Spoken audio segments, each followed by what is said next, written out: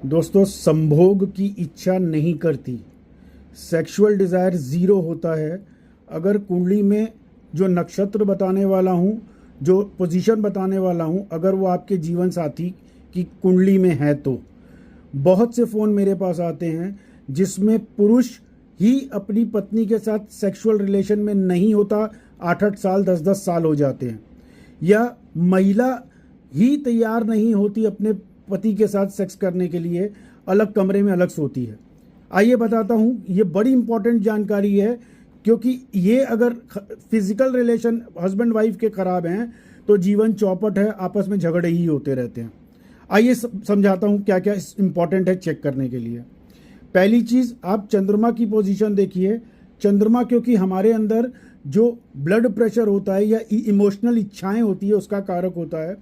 चंद्रमा राहु के शतभिषा नक्षत्र में नहीं होना चाहिए, स्वाति नक्षत्र में नहीं होना चाहिए। शतभिषा सबसे ज़्यादा खराब है क्योंकि ये न्यूट्रल नक्षत्र है, इसको नपुंसक योनि का नक्षत्र कहा जाता है। ठीक है, अभी आगे बताता हूँ और कौन कौन से नपुंसक नक्षत्र हैं। ठीक है, पहली चीज़ शतभिषा नपुंसक नक्षत्र, दूसरा मूला जो है वो नपुंसक योनि का नक्षत्र है, और तीसरा मृगशिरा। ठीक है, लेकिन ज़्यादा अफेक्ट शतभिषा का होता है अगर चंद्रमा इस नक्षत्र में हो। दूसरी चीज़, चंद्रमा राहु के साथ में नहीं होना चाहिए। चंद्रमा वृश्चिक राशि में नंबर 8 में नीच का नहीं होना चाहिए। चंद्रमा केतु के साथ में नहीं होना चाहिए, क्योंकि मेन चंद्रमा हमारे इमोशनल फ्लक्चुएशंस को, हमारे ब्लड प्रेशर को गवर्न करता है, सेक्सुअल डिज़ायर को गवर्न करता है। दूसरी चीज़, मंगल नीच ये 12वें घर में नहीं होना चाहिए। जैसे ये एग्जाम्पल कुंडली में आप देख रहे हैं, मंगल 12वें घर में जा करके, क्योंकि ये अंदर हार्मोन्स की ताकत या कह लीजिए प्रेशर बनाता है, इच्छा देता है मंगल, वो शुक्र के साथ साथ में मंगल का भी प्रभाव बहुत इंपॉर्टेंट होता है।